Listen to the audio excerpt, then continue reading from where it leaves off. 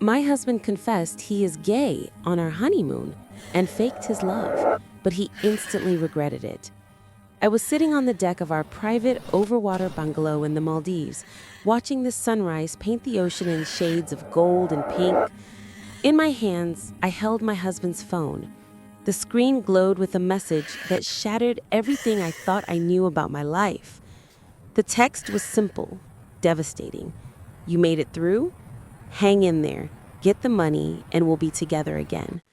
My wedding dress was still hanging in the closet behind me. The king-size bed was covered in rose petals, untouched.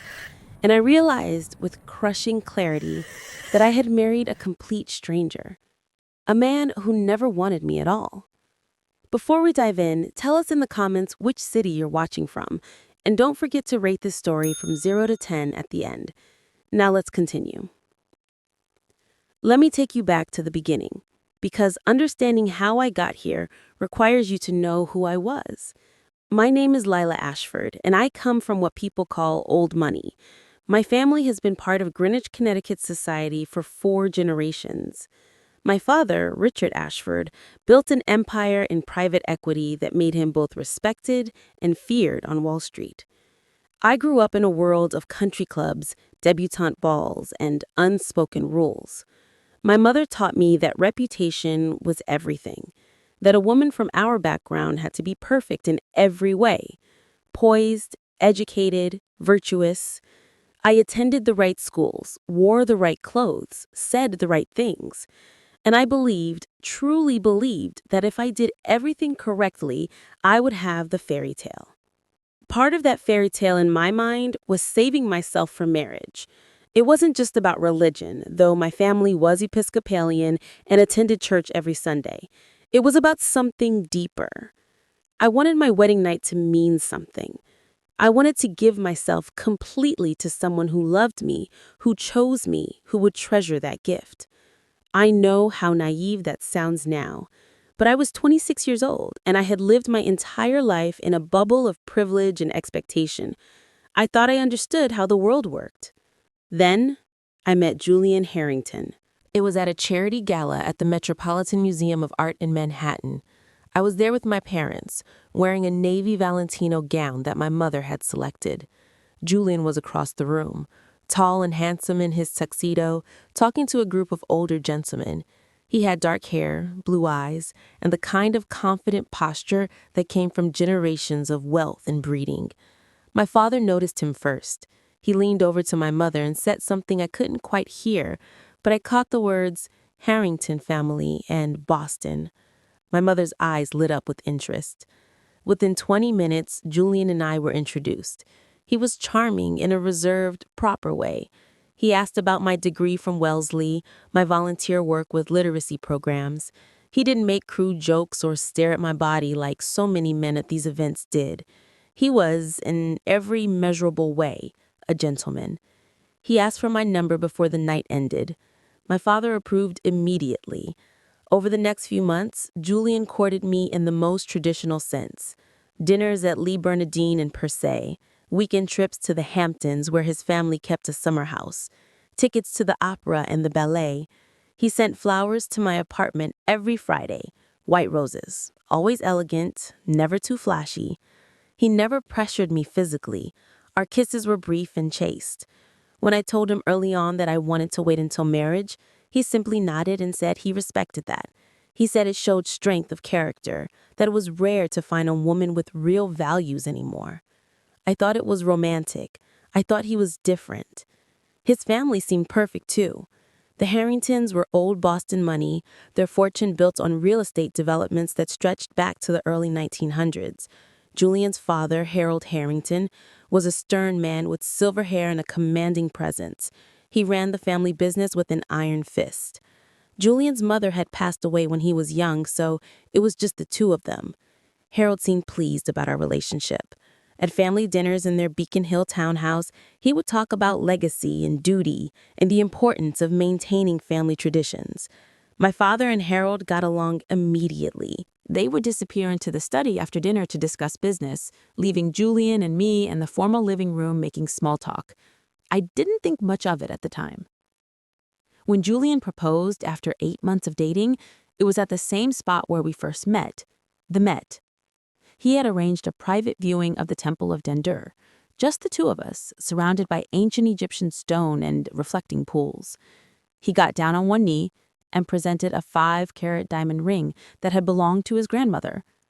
I said yes without hesitation. The engagement period was a whirlwind.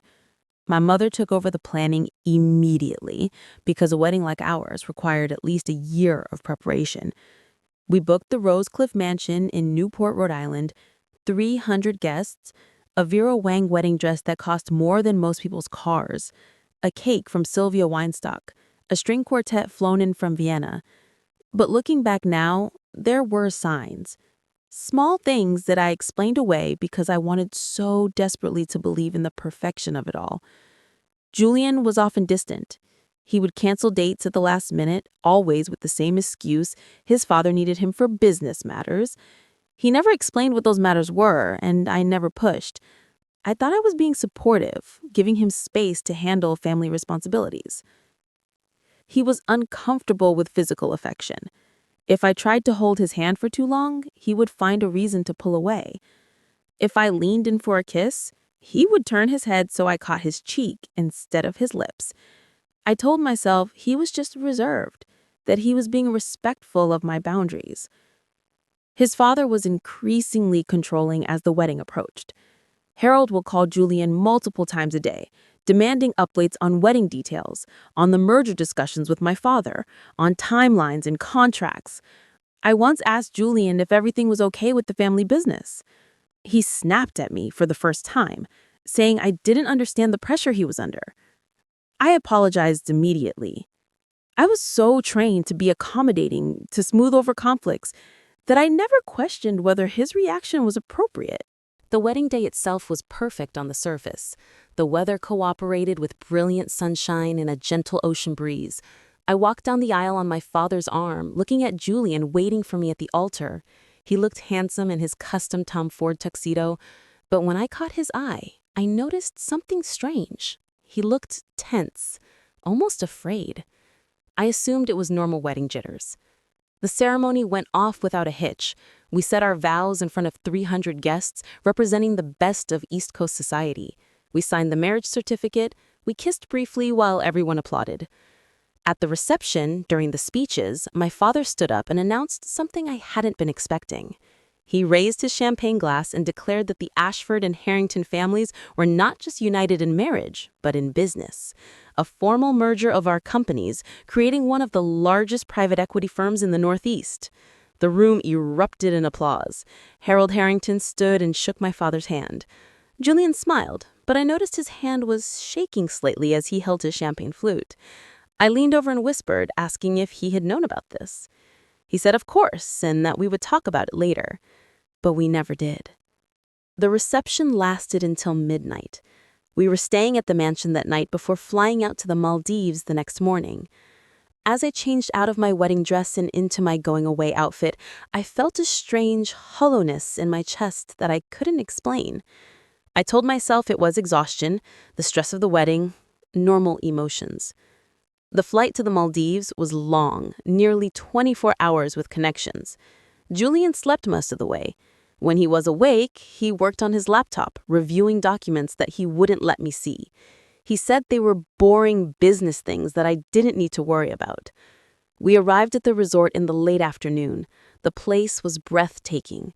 Overwater bungalows with glass floors looking down into the turquoise sea, private infinity pools, complete seclusion. Our villa was at the far end of the resort, accessible only by boat.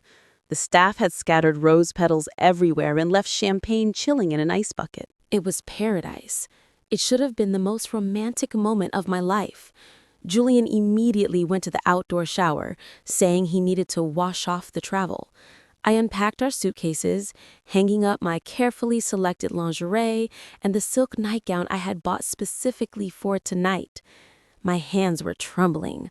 I was nervous, of course, but also excited. This was what I had been waiting for. When Julian emerged, his hair still damp, I had changed into a simple white dress. I had opened the champagne and poured 2 glasses. I tried to start a conversation about how beautiful the resort was, about how we should go snorkeling tomorrow, about how lucky we were.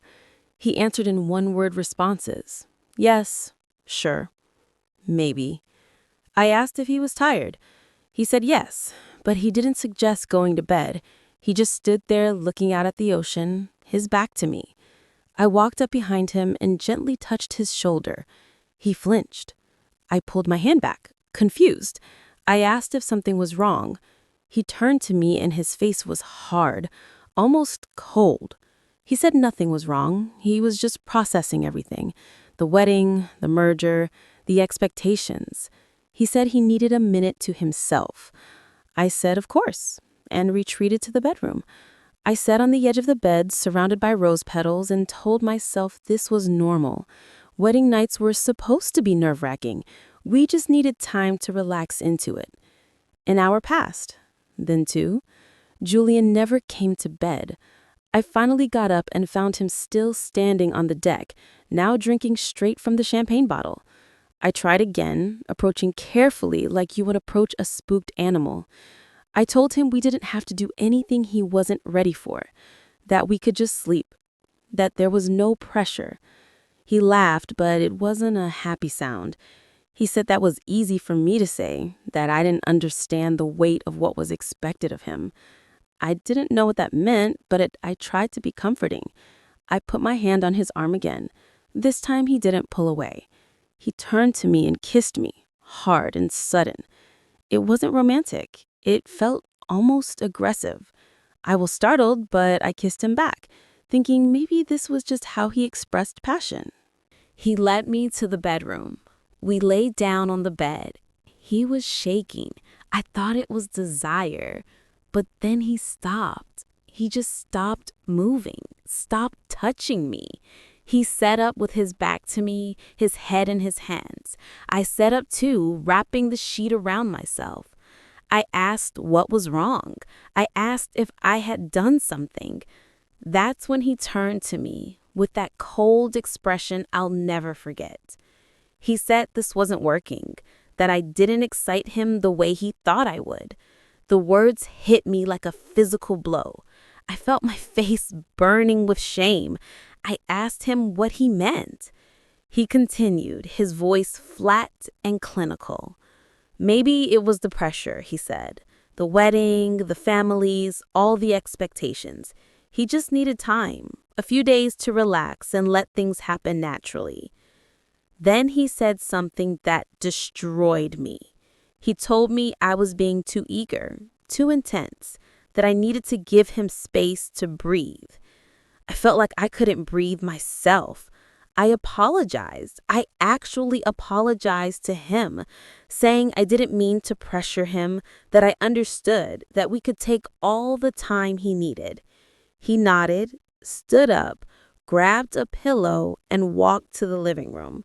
He said he was going to sleep on the couch, that we both needed rest. I was left alone in that massive bed, surrounded by romantic rose petals that now felt like a mockery. I cried silently, not wanting him to hear. I felt ugly, inadequate, frigid, just like he had almost said. I wondered what was wrong with me that my own husband couldn't bring himself to touch me. I must have fallen asleep eventually because I woke to bright sunlight streaming through the windows. The space next to me was still empty, still untouched. I heard the shower running. Julian was awake.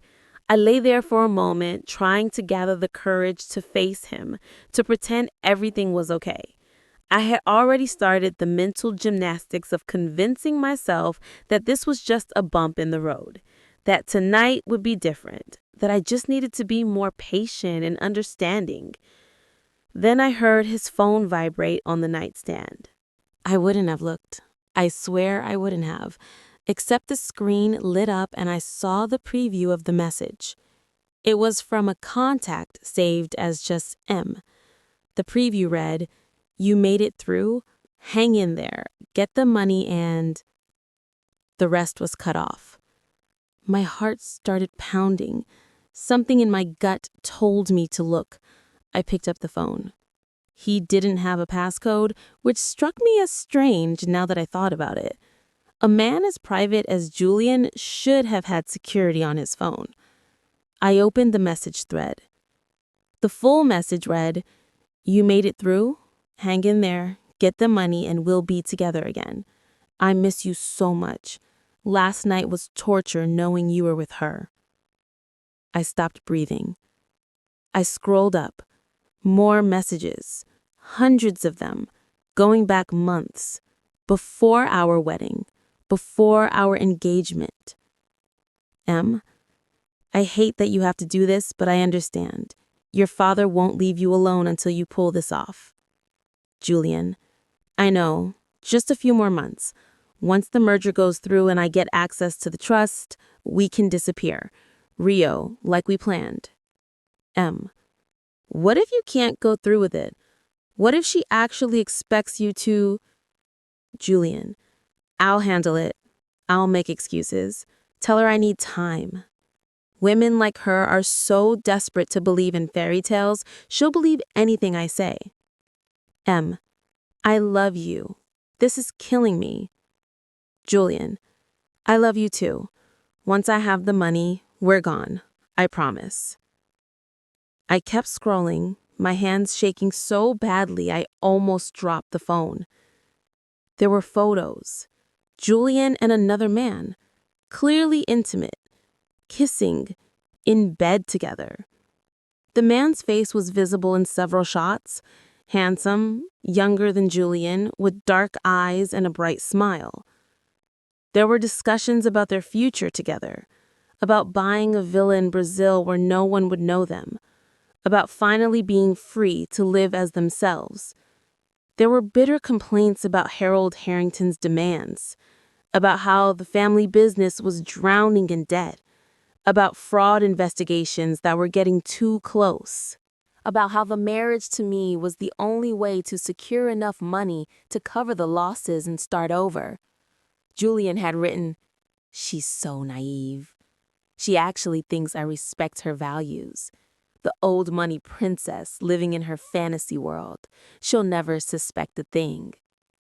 M had responded, "Be careful. If she finds out before the money transfers, you're screwed." Julian, "She won't. I'll play the dutiful husband until the merger finalizes and my trust vests. Then I'll divorce her, claim irreconcilable differences, and take my half. By the time she realizes what happened, we'll be long gone." I felt like I was going to vomit.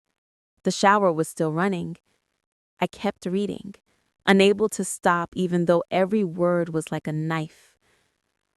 There were messages from just 2 days before the wedding.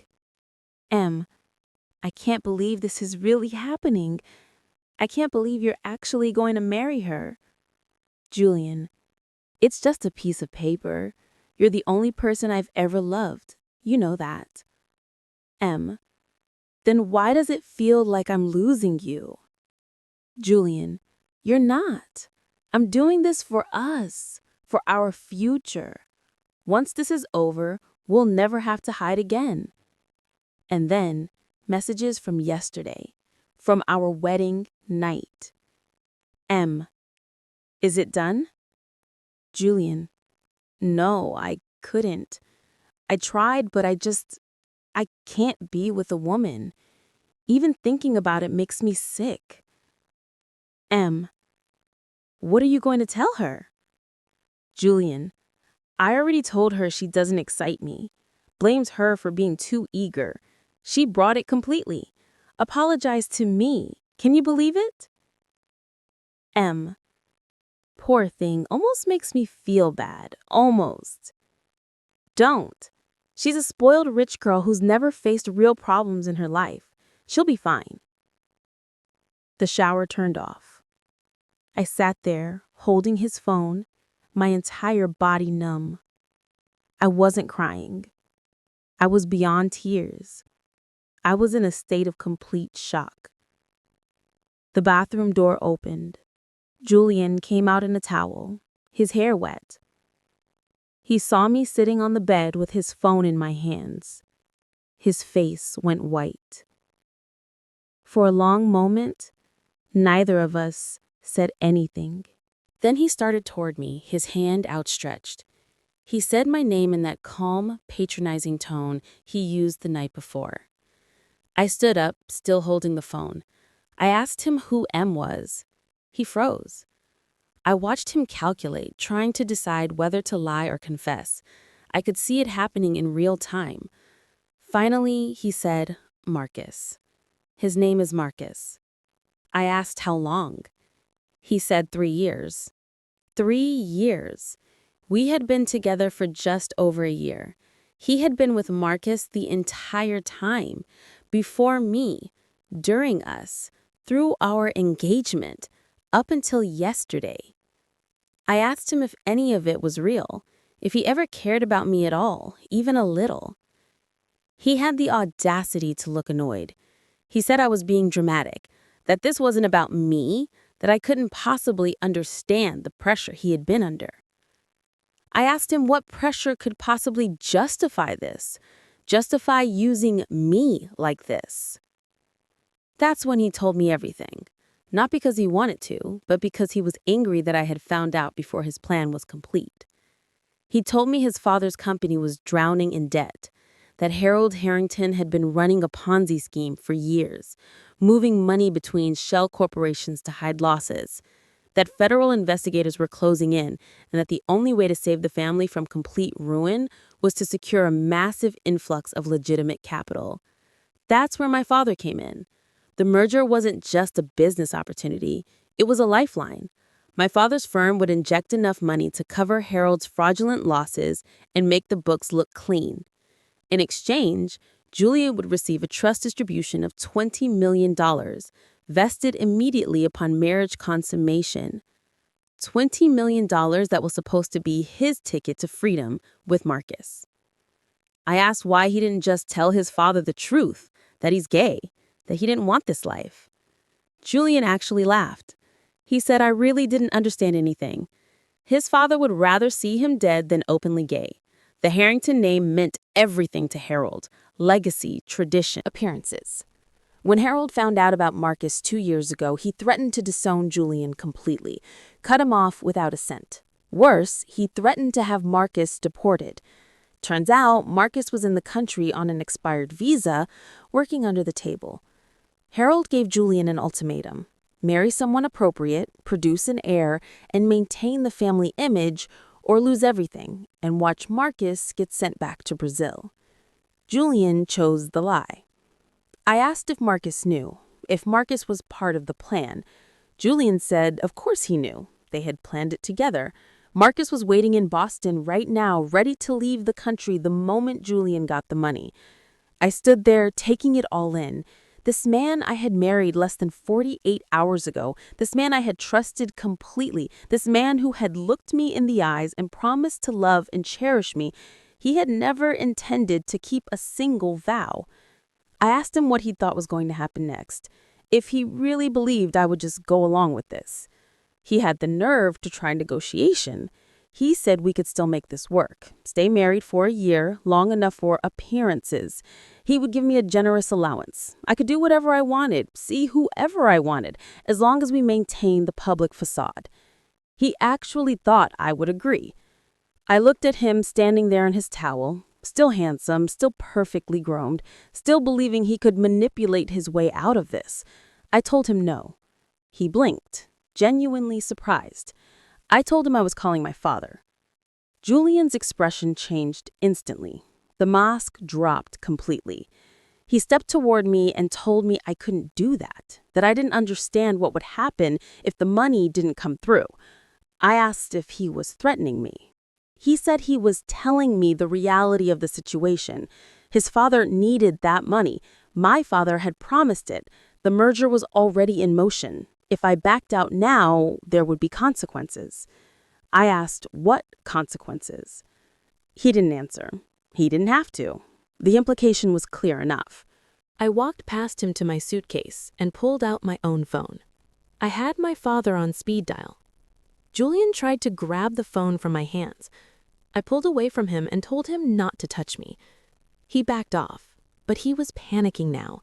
He was saying please, begging me to think about what I was doing, saying that his whole family would be destroyed, that it wasn't just him who would suffer.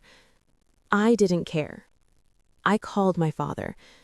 My hands were shaking as I dialed the number.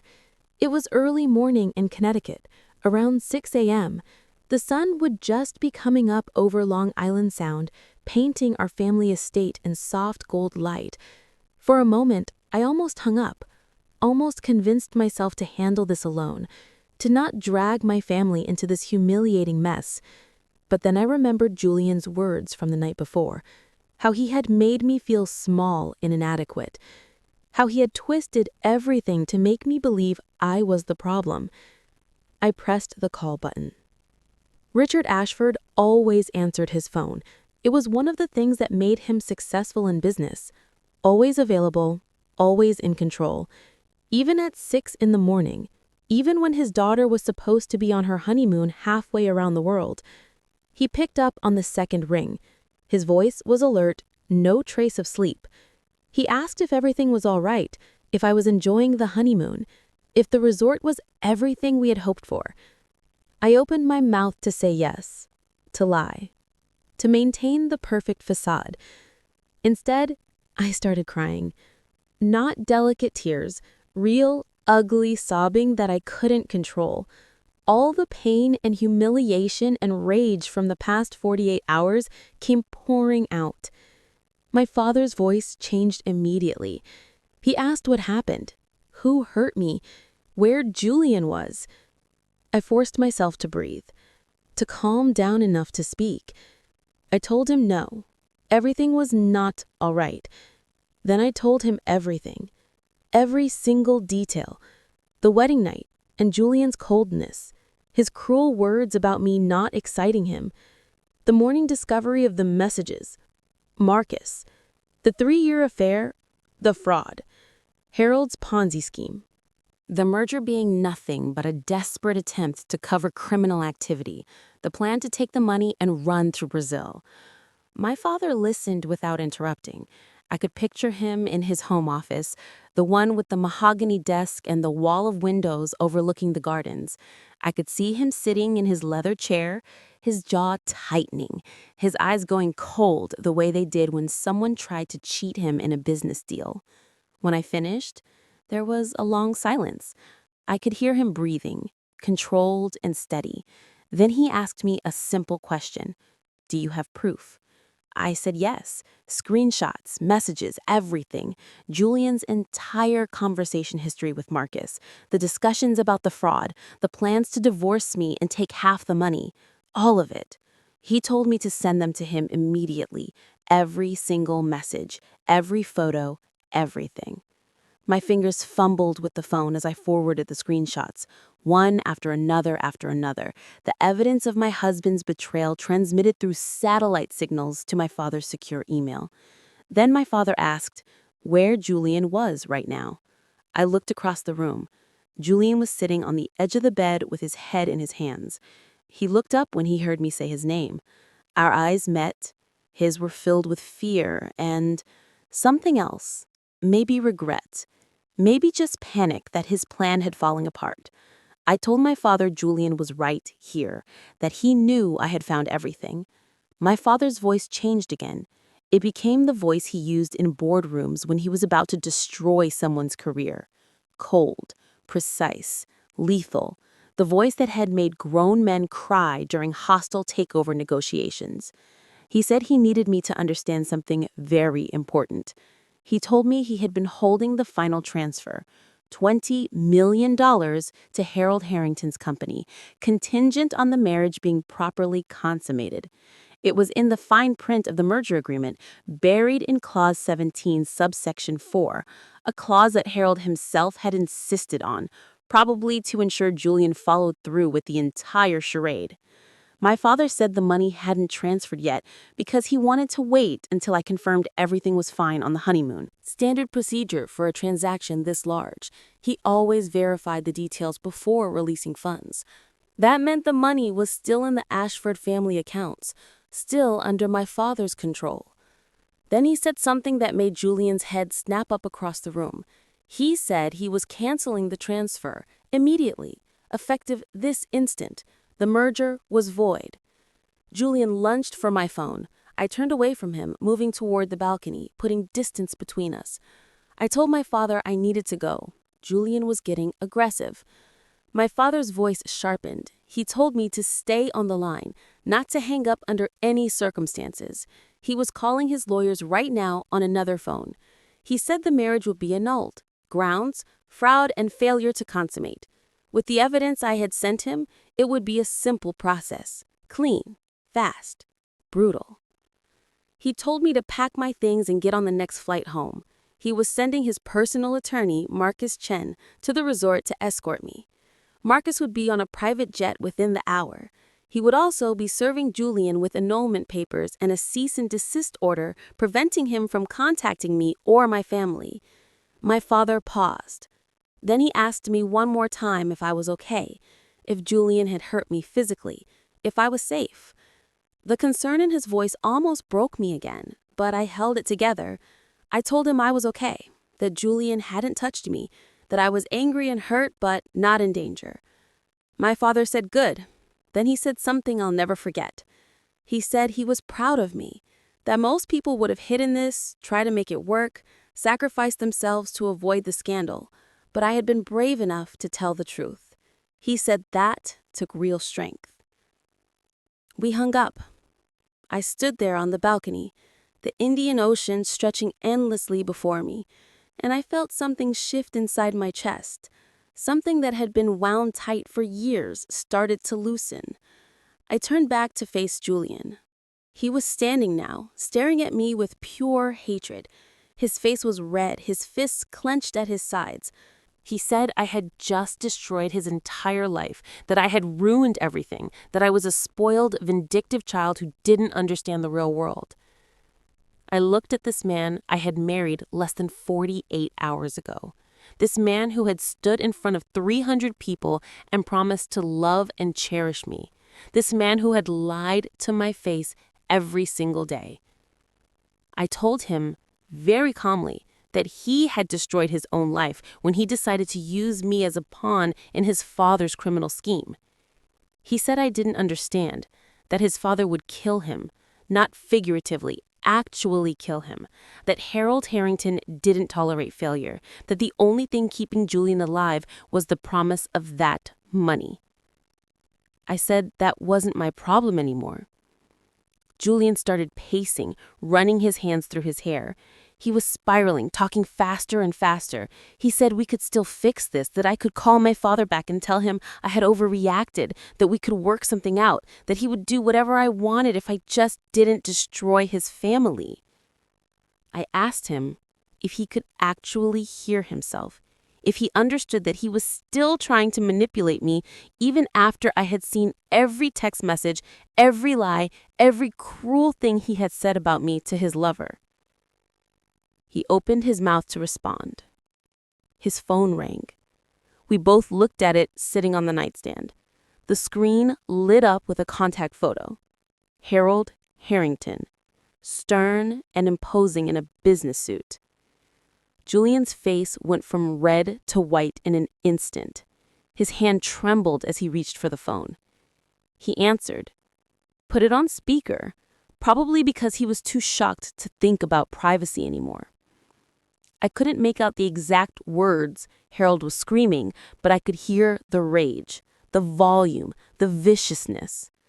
Julian tried to explain. His voice came out high and desperate. He said it wasn't his fault, that I had found out, that he had done everything he could to maintain the lie, that he had tried to consummate the marriage but couldn't, that it was my fault for snooping through his phone. The shouting got louder. I heard Harold say something about the transfer being canceled, about Richard Ashford calling him personally to inform him that the merger was void, and that if Harold tried to contact any member of the Ashford family again, there would be legal consequences. Then Julian's face crumpled. His legs seemed to give out, and he sat down hard on the bed. He said something that sounded like, "What do you mean the feds are there?" He listened for another moment. I watched the color drain completely from his face. His free hand was shaking. Then Harold screamed one more thing and the call ended. The silence that followed was deafening. Julian dropped the phone. It bounced on the mattress and fell to the floor. I asked him what happened. He looked at me like he was seeing me from very far away. His voice came out flat, emotionless, like he was in shock. He said the federal investigators had just arrived at Harrington Corp headquarters with arrest warrants. Multiple warrants. For Harold, for the CFO, for 2 board members. Without my father's money to cover the fraudulent transactions, the whole house of cards had collapsed. The shell corporations Harold had been using to hide the losses had been frozen. The SEC had been investigating for months, apparently, just waiting for enough evidence to move. Harold was being arrested right now. Wire fraud, money laundering, securities violations, tax evasion. The charges went on and on. The family business was being seized. Everything. The company, the properties, the bank accounts, even the Harrington Family Trust was being frozen pending investigation. Julian looked at me with empty eyes. He said this was my fault, that I had killed his family, that everything they had built over 4 generations was gone because I couldn't keep my mouth shut. I felt anger surge through me, hot and righteous. I told him no, this was his father's fault for running a criminal enterprise, and his fault for going along with it, for lying to me, for using me, for thinking he could steal my father's money and get away with it. I told him that if he had been honest from the beginning, if he had told his father to handle his own problems instead of sacrificing me on the altar of the Harrington legacy, none of this would have happened. I told him that he had choices at every step of this process, and he chose wrong every single time. His phone rang again. This time the caller ID said Marcus with a heart emoji next to it. Julian stared at it for a moment. Then he grabbed the phone desperately, like it was a lifeline. Like maybe his boyfriend of 3 years would offer some comfort or support in this nightmare. He answered, didn't even say hello, just started talking. He told Marcus that everything had fallen apart, that the money was gone, that his father was being arrested, that we needed to run anyway, that they could figure something out together, that love was more important than money. I watched Julian's face as he listened to Marcus's response. It was like watching someone die inside. Julian's voice got smaller. He said Marcus's name, asked him to wait, to listen, to please not do this. But Marcus was already gone. When Julian hung up, I asked him what Marcus said. Julian's voice was hollow, broken. He said Marcus told him he couldn't be with someone who was broke, that the whole point of their plan was to escape to a better life, and without money, there was no point. Marcus said he was sorry, but he had to look out for himself, that he had already started seeing someone else anyway, someone with actual prospects. 3 years together. 3 years of secret messages and stolen moments and promises of forever.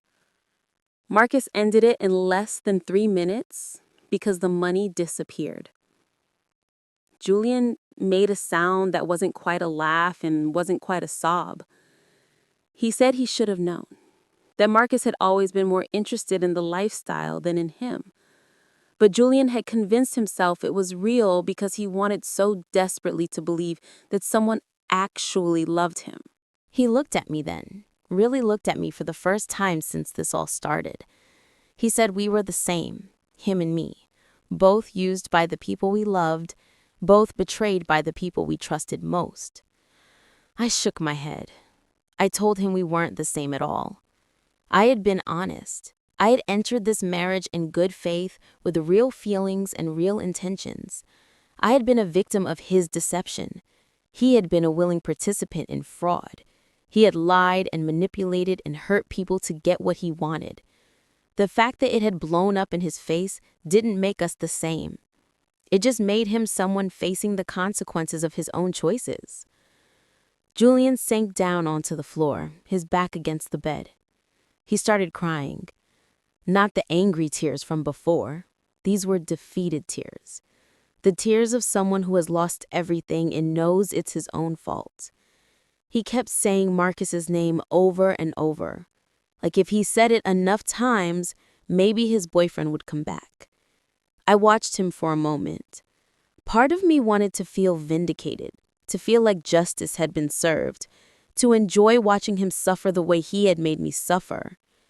But mostly I just felt tired and empty and done.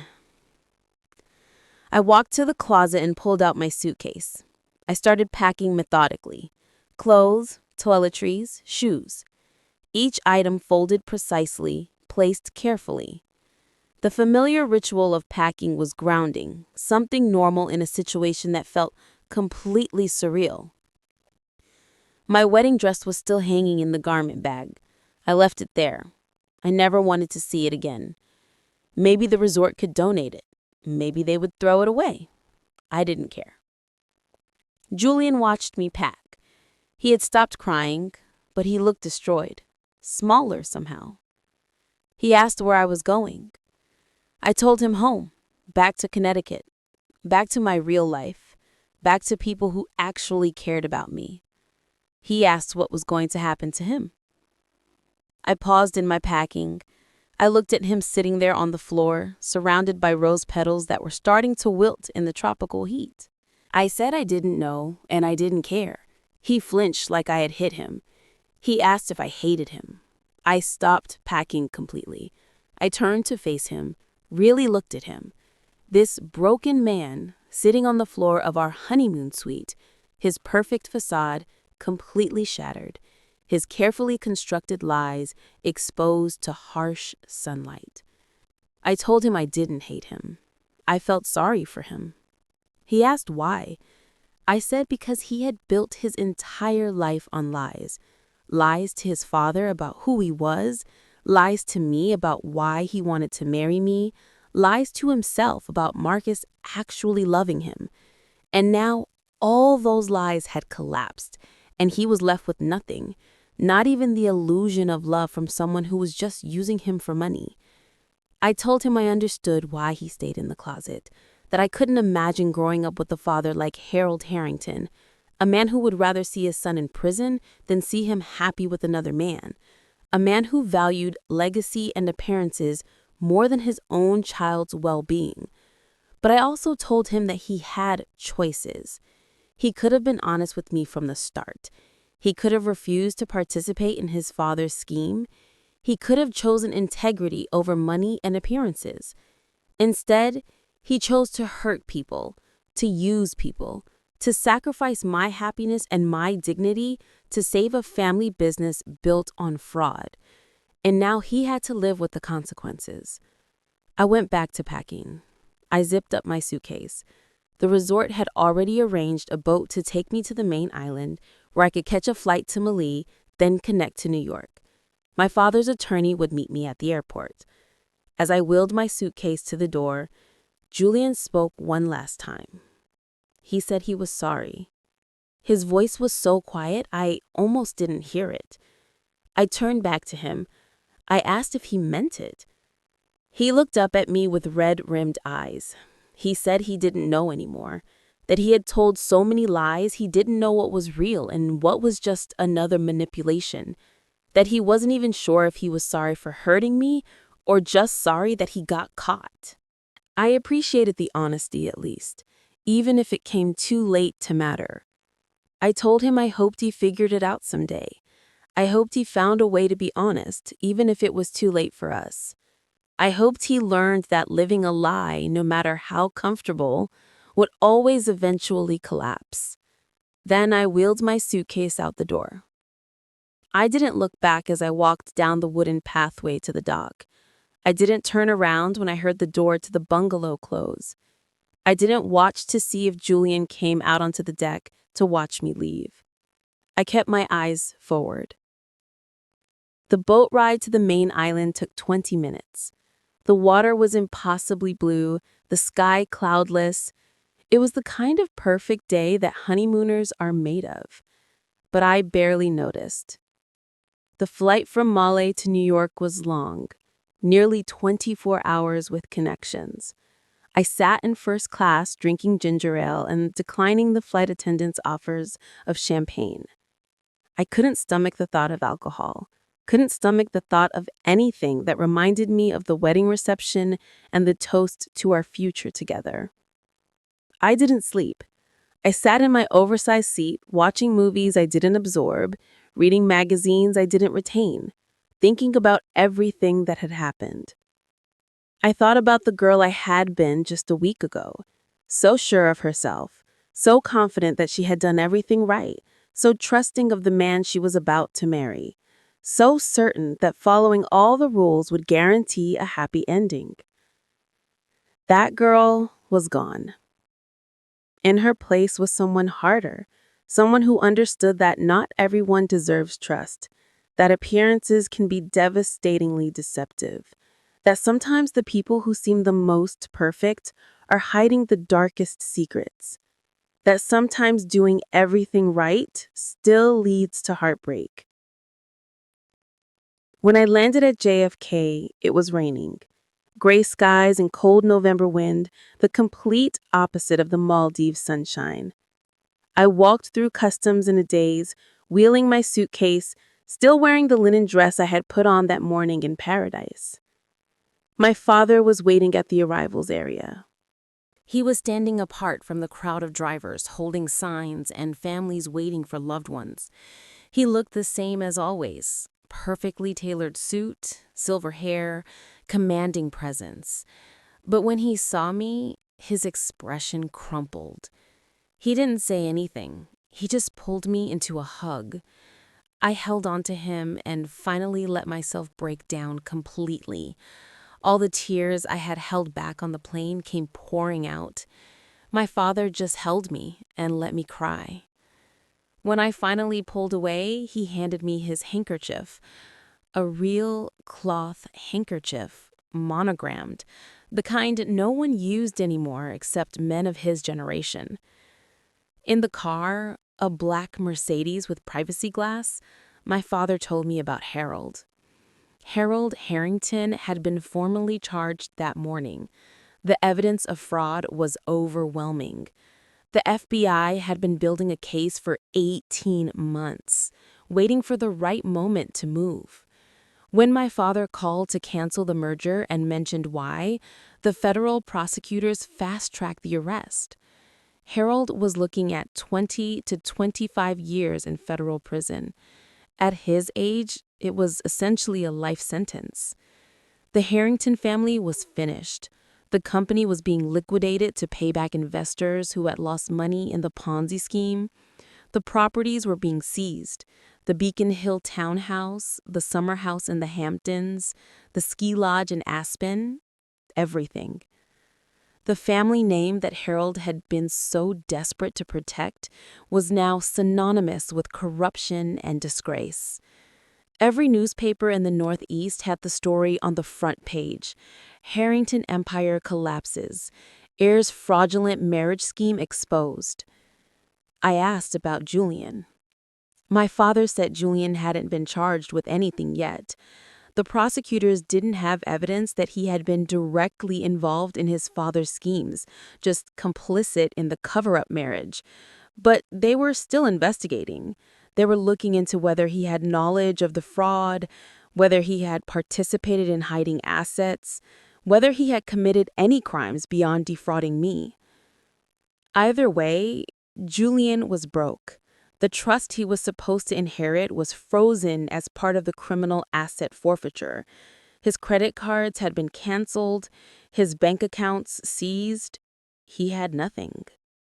My father had heard through his network that Julian was still in the Maldives. He couldn't afford a flight home. He was basically trapped in paradise with no money and nowhere to go. I wondered what would happen to him. If he would finally come out now that his father's opinion didn't matter anymore. If he would try to find Marcus and discover firsthand what it felt like to be used and discarded. if he would eventually build some kind of honest life from the ruins. But those weren't my questions to answer anymore. We drove to my apartment in Manhattan, the 2-bedroom on the Upper East Side that my father had bought me when I graduated from Wellesley. The doorman welcomed me back with genuine warmth, not asking questions about why I was home early from my honeymoon. My father came upstairs with me. He helped me bring my suitcase inside. Then he told me to take all the time I needed, that I didn't need to think about work or obligations or anything else, that I should just rest and heal. Before he left, he said one more thing. He said that when I was ready to talk about what happened, he would listen, but that I didn't owe anyone an explanation. Not him, not my mother, not our family friends. This was my story to tell or not tell as I chose. That night, alone in my apartment, I took off my wedding ring. It slid off easily. I hadn't worn it long enough for my finger to adjust to its presence. I put it in a jewelry box in my dresser. Maybe someday I would sell it, or maybe I would keep it as a reminder. The annulment process started immediately. My father's lawyers were very good.